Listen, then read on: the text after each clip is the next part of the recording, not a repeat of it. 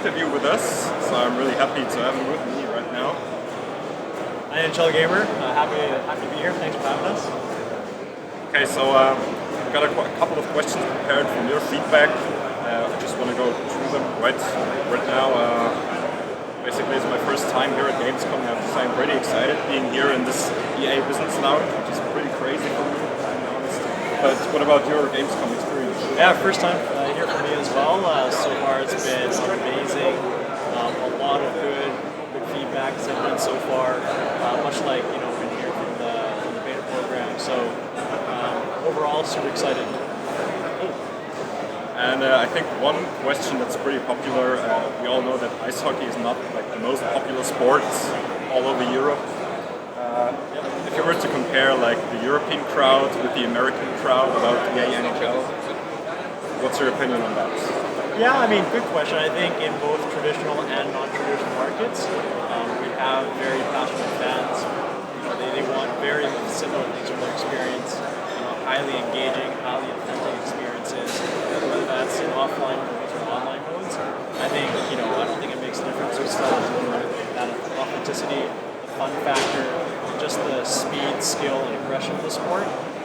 That's what fans all around are asking for. So we collected your beta feedback, and I was able to get Clement to forward it to Ben Ross, is his name, right? He's currently not at Gamescom, so they will forward it to him in the US. Ben and the gameplay team have done some fantastic work with the gameplay this year.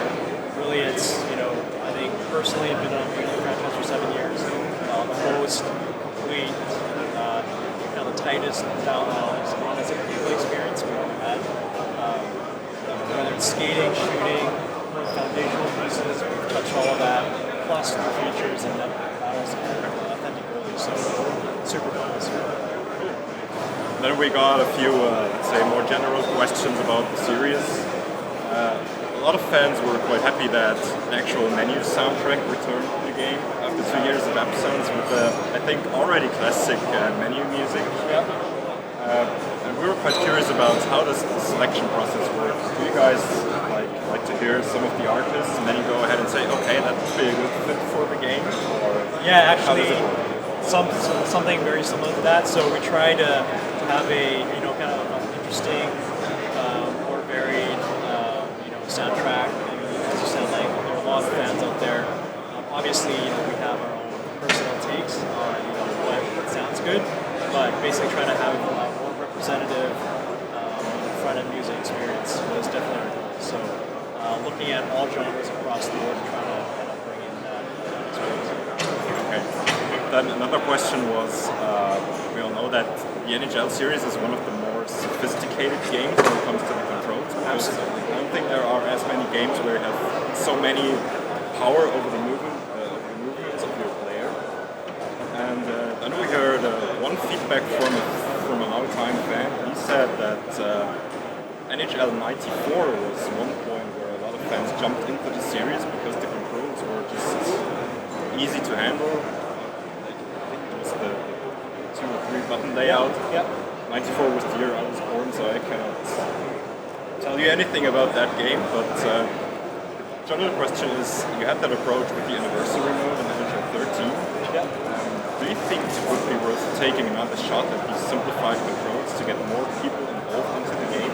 Yeah, I mean that is always. I mean, I think you're absolutely right. Sports games. I don't think it's just NHL specifically, but sports games are getting more complex in general, and that is definitely something that's on our mind that we're mindful of. Is how do we get fans to try? Like I mentioned, speed, skill, aggression of hockey. It's perfect for the sport in my mind for video games. So how do we get more people to experience the greatness of hockey? So a couple of things there. You mentioned the 94 controls. That's actually a control scheme that we have in the game. This year we've actually kind of building on 16 in terms of onboarding and the visual on ice trainer, getting more people into the game, understanding the sport of hockey and why it's so fun. Yeah. We've kind of taken that one step further this year by enhancing on ice trainer as well as the coaching feedback. On top of adding in a new difficulty mode with semi-pro. So really kind of that gap between rookie and pro, where some people that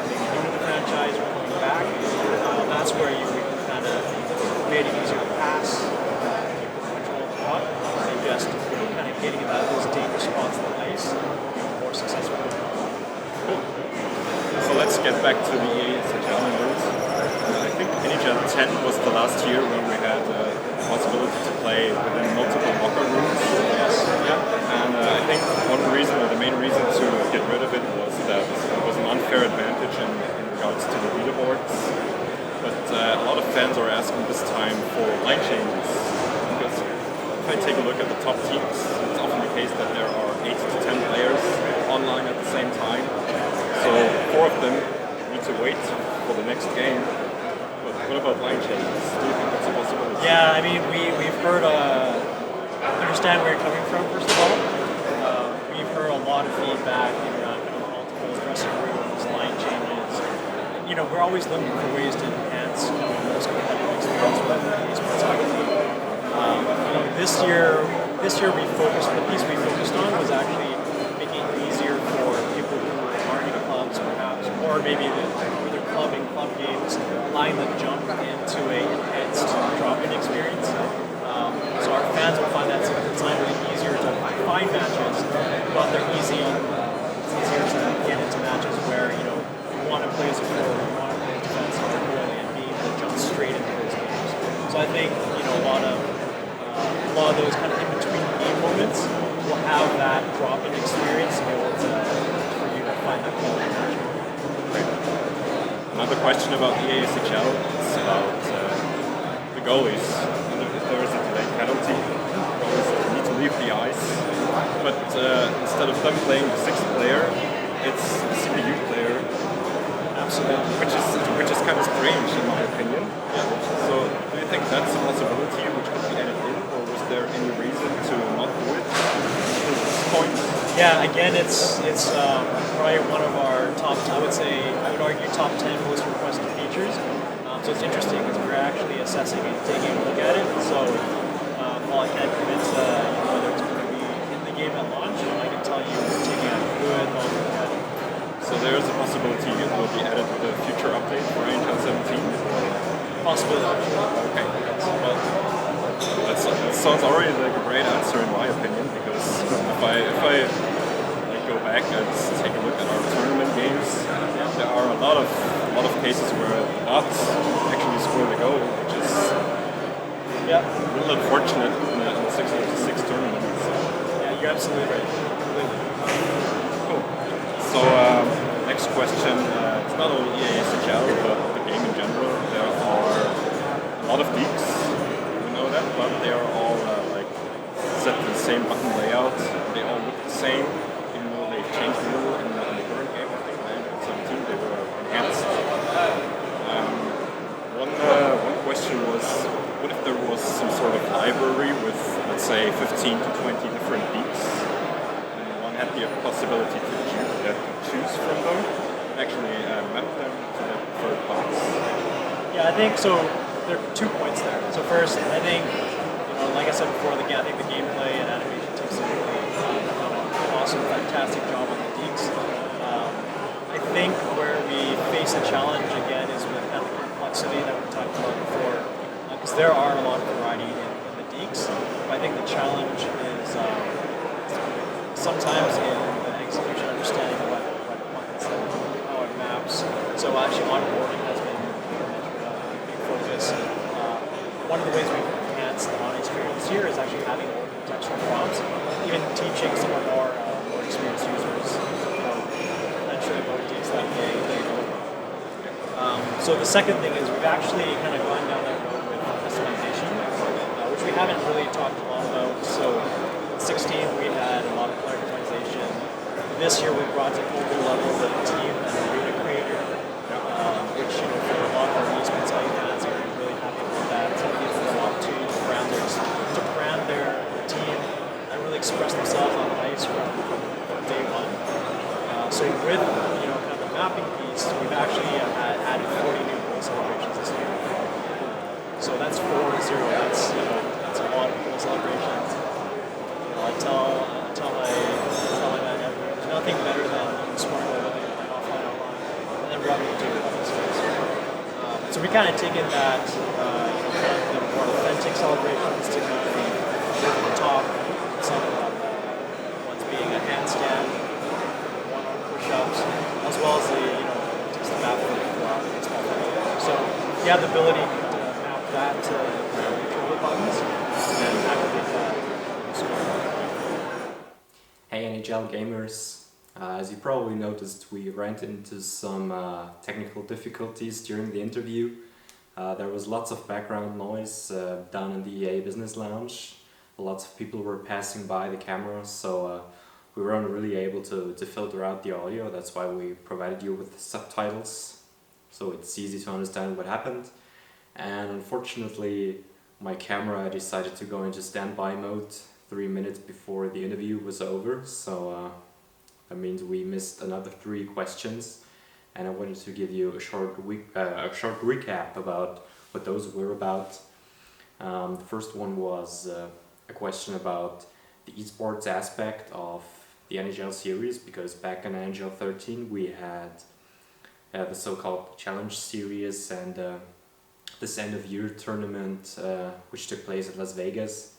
And Clement's answer on that was that, can you give me any concrete info on these tournaments and whether and how they take place in the future?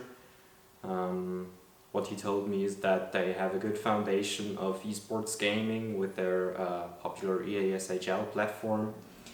And when I got over to questioning what he thinks of NHL Gamer in that aspect, we had a short conversation about how dedicated the NHL community is in that aspect, and that they really appreciate our and your efforts of participating in these tournaments, which they and also us are quite happy about. So keep up that good work.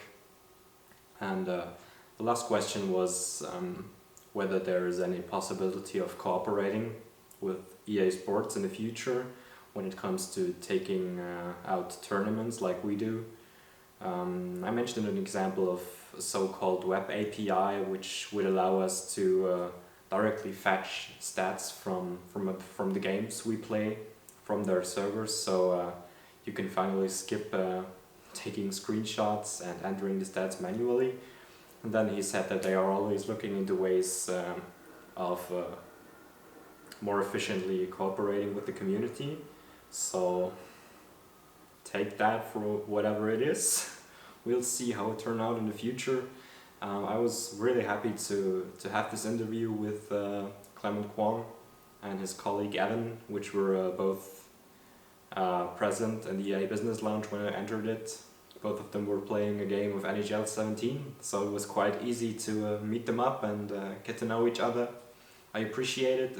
If both of you are watching this right now, thanks a lot again.